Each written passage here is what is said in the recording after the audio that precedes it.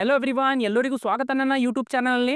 So ಈ ವಿಡಿಯೋನಲ್ಲಿ ನಾನು ನಿಮಗೆ central government scheme Pradhan Mantri Viksit Bharat Rozgar Yojana ಇದ್ರ ರಿಲೇಟೆಡ್ ನಿಮಗೆ ಇನ್ಫಾರ್ಮೇಷನ್ ಅನ್ನ ಶೇರ್ ಮಾಡ್ತಾ ಇದ್ದೀನಿ. ಇದು ಸೆಂಟ್ರಲ್ ಗೌರ್ಮೆಂಟ್ ಸ್ಕೀಮ್ ಏನಿದೆಯಲ್ಲ, ಇದು EPFO ಗೆ ಲಿಂಕ್ ಇರುತ್ತೆ. ಸೊ ನಮ್ದು PF ಅಕೌಂಟಿಗೆ ಇದು ಲಿಂಕ್ ಇರುತ್ತೆ. PF ಅಕೌಂಟ್ ನಿಮ್ಗೆ ಎಲ್ಲರಿಗೆ ಗೊತ್ತಿದೆ. ನಾವು ಯಾವುದೇ ಒಂದು ಕಂಪನಿಯನ್ನ ಫಸ್ಟ್ ಟೈಮ್ ಯಾವಾಗ ಜಾಯ್ನ್ ಆಗ್ತೀವಿ ಅವಾಗ ಕಂಪನಿಯವರು ನಮ್ದು ಒಂದು ಅಕೌಂಟ್ ಅನ್ನ ಕ್ರಿಯೇಟ್ ಮಾಡ್ತಾರೆ. ಅದಕ್ಕೆ ಯೂನಿವರ್ಸಲ್ ಅಕೌಂಟ್ ನಂಬರ್ ಅಂತ ಅಂತೀವಿ ಅಥವಾ PF ಅಕೌಂಟ್ ಅಂತ ಅಂತೀವಿ. ಸೊ ಇದು ಯೂನಿವರ್ಸಲ್ ಅಕೌಂಟ್ ನಂಬರ್ ಏನಿರುತ್ತಲ್ಲ, ಇದು 12 ಡಿಜಿಟ್ ಒಂದು ನಂಬರ್ ಇರುತ್ತೆ. ಸೊ ಇದೇನು ಸ್ಕೀಮ್ ಇದೆಯಲ್ಲ, ಇದು ನಮ್ದು PF ಅಕೌಂಟ್ ಅಥವಾ UN ಅಕೌಂಟಿಗೆ ಲಿಂಕ್ ಇರುತ್ತೆ. ಸೊ ಡೀಟೇಲ್ ಆಗಿ ನಾನು ಎಕ್ಸ್ಪ್ಲೇನ್ ಮಾಡ್ತೀನಿ. ಇದು ಏನು ಸ್ಕೀಮ್ ಇದೆ, ಯಾರಿಗೆ ಇದು ಅಪ್ಲೈ ಆಗುತ್ತೆ, ಯಾರು ಇದಕ್ಕೆ ಎಲಿಜಿಬಲ್ ಇರ್ತೀರಾ ಅಂತ. ಸೊ ಡೀಟೇಲ್ ಆಗಿ ಎಕ್ಸ್ಪ್ಲೇನ್ ಮಾಡ್ತೀನಿ. ವಿಡಿಯೋ ಕೊನೆವರೆಗೂ ನೋಡಿ, ನಿಮಗೆ ಅರ್ಥ ಆಗುತ್ತೆ. ಮೆಂಬರ್ ಹೋಮ್ ಅಂತ ನೀವು ಗೂಗಲ್ ನಲ್ಲಿ ಟೈಪ್ ಮಾಡಿ ಸರ್ಚ್ ಮಾಡಿ, ನಿಮಗೆ ಈ ರೀತಿ ಒಂದು ಆಪ್ಷನ್ ಕಾಣುತ್ತೆ. ಇದ್ರ ಮೇಲೆ ಕ್ಲಿಕ್ ಮಾಡಿ ಈ ರೀತಿ ಒಂದು ವೆಬ್ಸೈಟ್ ಅನ್ನು ಓಪನ್ ಆಗುತ್ತೆ. ಇಲ್ಲಿ ನಿಮ್ದು UN ನಂಬರ್, ಪಾಸ್ವರ್ಡ್ ಹಾಕಿ ಲಾಗಿನ್ ಮಾಡ್ಕೊಳ್ಳಿ. ಲಾಗಿನ್ ಆಗಿ ಮೇಲೆ ಇದು ನಿಮ್ದು ಹೋಮ್ ಪೇಜ್ ನಲ್ಲಿ ಲಾಗಿನ್ ಆಗ್ತೀರಾ. ಇಲ್ಲಿ ಒಂದು ಆಪ್ಷನ್ ಅನ್ನು ಆಡ್ ಮಾಡಿದ್ದಾರೆ, PMVBRY ಅಂತ. ಇದ್ರ ಮೇಲೆ ಕ್ಲಿಕ್ ಮಾಡಬೇಕು. ಕ್ಲಿಕ್ ಮಾಡಿದ ತಕ್ಷಣ ಒಂದು ಡ್ಯಾಶ್ ಬೋರ್ಡ್ ಅಂತ ಆಪ್ಷನ್ ಕಾಣುತ್ತೆ. ಇದ್ರ ಮೇಲೆ ಕ್ಲಿಕ್ ಮಾಡಬೇಕು. ಡ್ಯಾಶ್ ಬೋರ್ಡ್ ಅನ್ನ ಓಪನ್ ಆಗುತ್ತೆ ಈ ರೀತಿ. ಸೊ ಎಲ್ಲ ಇನ್ಫಾರ್ಮೇಷನ್ ಇಲ್ಲಿ ಸ್ಕೀಮ್ ರಿಲೇಟೆಡ್ ನಿಮಗೆ ಇಲ್ಲಿ ನೀವು ನೋಡಬಹುದು. ನೀವು ಎಲಿಜಿಬಲ್ ಇದ್ದೀರಿ ಅಥವಾ ಇಲ್ಲ, ಏನ್ ರಿಲೇಟೆಡ್ ಅಂತ ಎಲ್ಲ ಇರುತ್ತೆ. ಸೊ ಒನ್ ಬೈ ನಿಮಗೆ ಎಕ್ಸ್ಪ್ಲೇನ್ ಮಾಡ್ತೀನಿ, ನೀವು ಕೊನೆವರೆಗೂ ನೋಡಿ, ನಿಮಗೆ ಅರ್ಥ ಆಗುತ್ತೆ. ಸೊ ಇಲ್ಲಿ ನೋಡಿ, not eligible or eligibility is yet to be found ಅಂತ ಇಲ್ಲಿ ಬರ್ತಾ ಇದೆ. ಸೊ ಇದರ ಅರ್ಥ ಏನು ಅಂತಂದ್ರೆ, ನೀವು ನಿಮ್ಮ PF ಅಕೌಂಟ್ ನಲ್ಲಿ ಇದೇನು ಸ್ಕೀಮ್ ಇದೆಯಲ್ಲ, ಇದು ನೀವು ಎಲಿಜಿಬಲ್ ಇಲ್ಲ ಅಂತ ಅರ್ಥ ಕೊಡುತ್ತೆ. ಹಾಗಾದ್ರೆ ಯಾರು ಇದಕ್ಕೆ ಎಲಿಜಿಬಲ್ ಇರ್ತಾರೆ?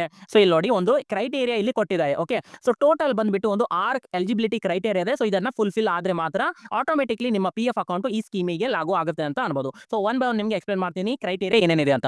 ಸೊ ಫಸ್ಟ್ ಕ್ರೈಟೇರಿಯಾ ಏನ್ ತೋರಿಸ್ತಾ ಇದೆ ಅಂತಂದ್ರೆ, first joining date 1st August 2025 to 31st July 2027. ಅಂದ್ರೆ ನಾವು ಕಂಪನಿನಲ್ಲಿ ಯಾವಾಗ ಜಾಯ್ನ್ ಆಗ್ತೀವಲ್ಲ, ಆ ಡೇಟ್ ಯಾವ್ದಿಂದ ಇರಬೇಕು? 1st August 2025 to 31st July 2027. So ಈ ಟೈಮ್ ಪೀರಿಯಡ್, ಈ ಡ್ಯೂರೇಷನ್ ಒಳಗಡೆ ನಮ್ದು ಫಸ್ಟ್ ಟೈಮ್ ನಾವು ಜಾಯ್ನ್ ಆಗಬೇಕು ಕಂಪನಿನಲ್ಲಿ. ಸೊ ಅವಾಗ ಮಾತ್ರ ಈ ಸ್ಕೀಮಿಗೆ ನಾವು ಲಾಗು ಆಗ್ತೀವಿ. ಸೊ ಇದು ಫಸ್ಟ್ ಕ್ರೈಟೇರಿಯಾ ಅಂತ ಅನ್ಬೋದು. ಓಕೆ, ಸೊ 1st August ಅಥವಾ 1st August ನಂತರ ನಾವು ಎಲಿಜಿಬಿಲಿಟಿ ಅಥವಾ ಜಾಯ್ನ್ ಆಗಬೇಕು. ಸೊ ನಮ್ದು UN ಅಕೌಂಟ್ ನಂಬರ್ ಕ್ರಿಯೇಟ್ ಆಗಿರಬೇಕು. ಸೊ ಅದರ ಅರ್ಥ ಇದು ಫಸ್ಟ್ ಎಲಿಜಿಬಿಲಿಟಿ ಕ್ರೈಟೇರಿಯಾ ಫುಲ್ಫಿಲ್ ಆಗುತ್ತೆ. ಈಗ ಎರಡನೇ ಪಾಯಿಂಟ್ ಏನಿದೆ ಅಂತಂದ್ರೆ, UN ಅಂತಂದ್ರೆ universal account number biometric verified via fat ಅಂತ. ಫ್ಯಾಟ್ ಅಂತಂದ್ರೆ ಫೇಸ್ ಅಥೆಂಟಿಕೇಶನ್ ಟೆಕ್ನಾಲಜಿ. ಸೊ ಇದು ಫ್ಯಾಟ್ ಟೆಕ್ನಾಲಜಿ ಮೂಲಕ ನಿಮ್ದು ಬಯೋಮೆಟ್ರಿಕ್ಸ್, ನಿಮ್ದು UN ನಂಬರ್ ವೆರಿಫೈ ಆಗಿರಬೇಕು. ಈ ರೀತಿ ನಾವು ವೆರಿಫಿಕೇಶನ್ ಮಾಡ್ಕೋತೀವಿ ನಮ್ದು ಫೇಸ್ ಅನ್ನ ತೋರಿಸ್ಬಿಟ್ಟು. ಸೊ ಆಲ್ರೆಡಿ ನಾನು ನಿಮ್ದು ಆಕ್ಟಿವೇಟ್ ಇಲ್ಲ ಅಂತಂದ್ರೆ, ವೆರಿಫೈ ಇಲ್ಲ ಅಂತಂದ್ರೆ, ನಾನು ಆಲ್ರೆಡಿ ಒಂದು ಡೀಟೇಲ್ ವಿಡಿಯೋ ಮಾಡಿದ್ದೀನಿ. ಯಾವ ರೀತಿ ನೀವು ನಿಮ್ದು EPFO ಅಥವಾ ನಿಮ್ದೇನು PF UN ನಂಬರ್ ಇದೆ, ಅದು ನೀವು ಫ್ಯಾಟ್ ಟೆಕ್ನಾಲಜಿ ಮೂಲಕ ಯಾವ ರೀತಿ ನೀವು ಇದನ್ನ ವೆರಿಫೈ ಮಾಡ್ಕೋಬಹುದು ಅಂತ ಡೀಟೇಲ್ ಆಗಿ ಒಂದು ಸಪರೇಟ್ ವಿಡಿಯೋ ಮಾಡಿದ್ದೀನಿ. ಈ ವಿಡಿಯೋ ಲಿಂಕ್ ನಾನು ಕೆಳಗಡೆ ಡಿಸ್ಕ್ರಿಪ್ಷನ್ ಅಲ್ಲಿ ಕೊಟ್ಟಿರ್ತೀನಿ, ಅಲ್ಲಿಂದ ನೀವು ಮಾಡಿಲ್ಲ ಅಂತಂದ್ರೆ ಮಾಡ್ಕೊಳ್ಳಿ. ಓಕೆ, ಸೊ ಅದು ಕೂಡ ಕಂಪ್ಲೀಟ್ ಆಗಿರಬೇಕು ಕ್ರೈಟೇರಿಯಾ. ಥರ್ಡ್ ಬಂದ್ಬಿಟ್ಟು ಫಸ್ಟ್ ಕಂಪ್ಲೀಟೆಡ್ ಮಂತ್ ಕಾಂಟ್ರಿಬ್ಯೂಷನ್ ಅಂತಂದ್ರೆ, ಒಂದು ತಿಂಗಳದು ನಿಮ್ದು PF ಕಾಂಟ್ರಿಬ್ಯೂಷನ್ ನಿಮ್ಮ ಪಾಸ್ಬುಕ್ ನಲ್ಲಿ ತೋರಿಸಬೇಕು, ಅದು ಕಾಂಟ್ರಿಬ್ಯೂಷನ್ ಇರಬೇಕು ಅಂತ ಇಲ್ಲಿ ಮೂರನೇ ಕ್ರೈಟೇರಿಯಾ. ನಾಲ್ಕನೇ ಕ್ರೈಟೇರಿಯಾ ಇಲ್ಲಿ ಬಂದ್ಬಿಟ್ಟು ಆಧಾರ್ ಸೀಡೆಡ್ ಇನ್ ABPS. ಸೊ ಇದರ ಅರ್ಥ ಏನು ಅಂತಂದ್ರೆ, ನಿಮ್ದೇನು ಆಧಾರ್ ಕಾರ್ಡ್ ಇದೆಲ್ಲ ಅದು ಲಿಂಕ್ ಇರಬೇಕು ನಿಮ್ದು ಬ್ಯಾಂಕಿಗೆ ಅಂತ ಹೇಳ್ತಾರೆ. ಸೊ ಇಲ್ಲಿ ಬಟ್ ಇಂಪಾರ್ಟೆಂಟ್ ಪಾಯಿಂಟ್, ಬಹಳ ಜನರಿಗೆ ಇದು ಗೊತ್ತಿಲ್ಲ, ನಾನು ಎಕ್ಸ್ಪ್ಲೇನ್ ಮಾಡ್ತೀನಿ ನೋಡಿ. ಒಂದು ವ್ಯಕ್ತಿ ಇರ್ತಾರೆ, ಅವ್ರದ್ದು ಬಹಳಷ್ಟು ಬ್ಯಾಂಕ್ ಅಕೌಂಟ್ಸ್ ಇರ್ಬೋದು. ಉದಾಹರಣೆಗೆ 4 ಬ್ಯಾಂಕ್ ಅಕೌಂಟ್ ಇದೆ ಅಂತ ನೀವು ತಿಳ್ಕೊಳ್ಳಿ. ಆ 4 ಬ್ಯಾಂಕ್ ಅಕೌಂಟಿಗೆ ಆಧಾರ್ ಕಾರ್ಡ್ ಲಿಂಕ್ ಇರುತ್ತೆ.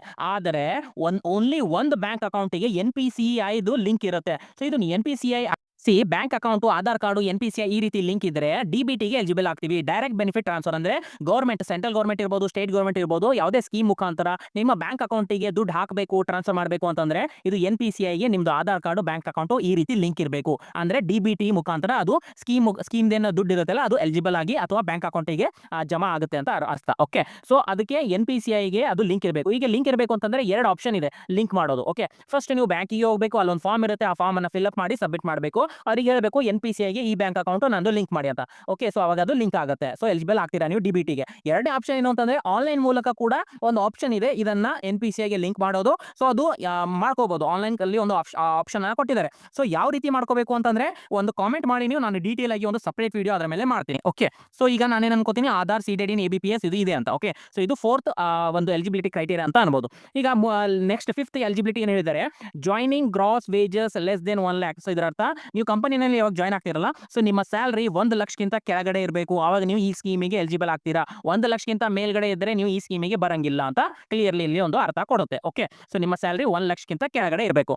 ಈಗ ಲಾಸ್ಟ್ ಸಿಕ್ಸ್ತ್ ಎಲಿಜಿಬಿಲಿಟಿ ಕ್ರೈಟೇರಿಯಾ ಏನಿದ್ರೆ, ಎಕ್ಸಿಟೆಡ್ ಫ್ರಮ್ ಎಲಿಜಿಬಲ್ ಎಂಪ್ಲಾಯ್ಮೆಂಟ್. ಇದರ ಅರ್ಥ, ನೀವು ಕಂಪನಿನಲ್ಲಿ ಎಕ್ಸಿಟ್ ಆಗಿದ್ದೀರಾ ಅಥವಾ ಕೆಲಸನ ಕಂಟಿನ್ಯೂ ಮಾಡ್ತಾ ಇದ್ದೀರಾ. ಸೊ ಅದು ಇಲ್ಲಿ ಒಂದು ತೋರಿಸುತ್ತೆ. ಓಕೆ, ಸೊ ಕಂಪನಿನಲ್ಲಿ ಕೆಲಸ ಮಾಡ್ತಾ ಇರಬೇಕು, ಎಕ್ಸಿಟ್ ಇರಬಾರ್ದು ಅಂತ ಇಲ್ಲಿ ಕ್ಲಿಯರ್ಲಿ ಒಂದು ಇನ್ಫಾರ್ಮೇಶನ್. ಸೊ ಈ ರೀತಿ ಎಲ್ಲ ಕೂಡ ಒಂದು ಎಲಿಜಿಬಿಲಿಟಿ ಕ್ರೈಟೇರಿಯಾ ಕಂಪ್ಲೀಟ್ ಆಗಬೇಕು, ಆವಾಗ ನೀವು ಇದನ್ನ ಸ್ಕೀಮಿಗೆ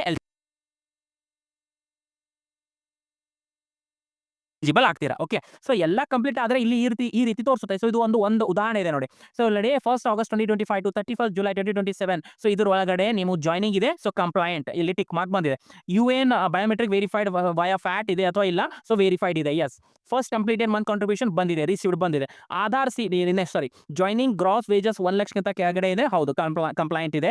ಎಕ್ಸಿಟೆಡ್ ಫ್ರಮ್ ಎಲಿಜಿಬಿಲಿಟಿ ಎಂಪ್ಲಾಯ್ಮೆಂಟ್ ಇಲ್ಲ, ಅವ್ರು ಎಕ್ಸಿಟ್ ಮಾಡಿಲ್ಲ, ಸೊ ನಾಟ್ ಎಕ್ಸಿಟೆಡ್ ಅಂತ ಬರ್ದಿದೆ. ಬಟ್ ಇಲ್ಲಿ ಒಂದು ತೋರ್ತಾ ಇದೆ ನೋಡಿ, ಇದು ಆಧಾರ್ ಸೀಡೆಡ್ ಇನ್ ABPS. ಸೊ ಇದು ನೀವು ಮಾಡ್ಕೊಂಡಿಲ್ಲ, ಈ ಅಕೌಂಟ್ ಹೋಲ್ಡರು ಇವರು ಮಾಡ್ಕೊಂಡಿಲ್ಲ. ಸೊ ಅವ್ರೇನ್ ಮಾಡಬೇಕು, ಆಧಾರ್ ಅನ್ನ ಸೀಡ್ ಮಾಡಬೇಕು ತನ್ನ NPCI ಬ್ಯಾಂಕ್ ಅಕೌಂಟ್ ಅಲ್ಲಿ. ಓಕೆ, ಸೊ ಅವಾಗ ಎಲ್ಲ ಪೂರ್ತಿ ಎಲ್ಲ ಮಾಡಿದ ಮೇಲೆ ಈ ರೀತಿ ಬರುತ್ತೆ ನೋಡಿ, compliant, verified, received, seeded, compliant, not.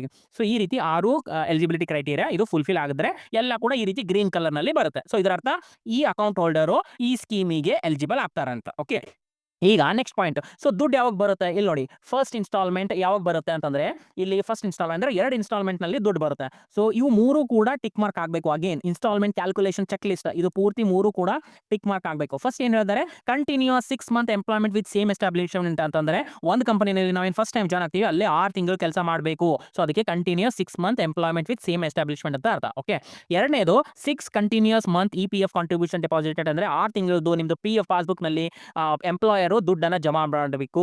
ಆಮೇಲೆ ಅದು ಆಟೋಮೆಟಿಕ್ಲಿ ಸಿಸ್ಟಮ್ ತನ್ನ ಕ್ಯಾಲ್ಕುಲೇಟ್ ಮಾಡುತ್ತೆ ಎಷ್ಟು ಬೆನಿಫಿಟ್ ಆಗುತ್ತೆ ನಿಮಗೆ ಅಂತ.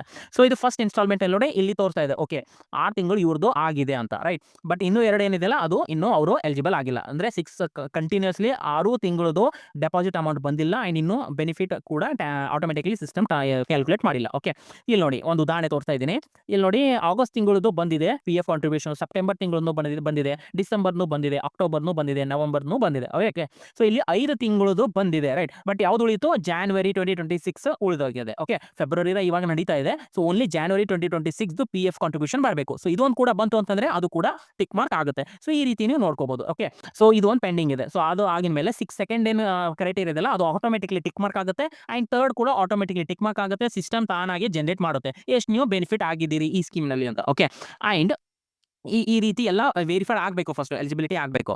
ಇಲ್ಲಿ ಇನ್ನೊಂದು ಇಂಪಾರ್ಟೆಂಟ್ ಪಾಯಿಂಟ್ ಏನು, ಸ್ಕೀಮ್ನಲ್ಲಿ ಎಷ್ಟು ದುಡ್ಡು ಬರುತ್ತೆ ಅಲ್ಲ ಅದು 2 ಇನ್ಸ್ಟಾಲ್ಮೆಂಟ್ನಲ್ಲಿ ಕೊಡ್ತೀವಿ ಅಂತ ಹೇಳಿದ್ದಾರೆ. ಓಕೆ, ಸೊ ಈಗ ಉದಾಹರಣೆಗೆ ಇದೇನು ಸ್ಕೀಮ್ ಇದೆಯಲ್ಲ, ಉದಾಹರಣೆಗೆ ನಿಮ್ಮದು 10,000 ರೂಪೀಸ್ ಸ್ಯಾಲ್ರಿ ಇದೆ ಅಂತ ತಿಳ್ಕೊಳ್ಳಿ. ಓಕೆ, 10,000 ಇದ್ರೆ ನಿಮಗೆ 10,000 ರೂಪೀಸ್ ಸ್ಕೀಮ್ ಮುಖಾಂತರ ಬರುತ್ತೆ 2 ಇನ್ಸ್ಟಾಲ್ಮೆಂಟ್ನಲ್ಲಿ. ಓಕೆ, 5,000 ಆ್ಯಂಡ್ 5,000 ಈ ರೀತಿ.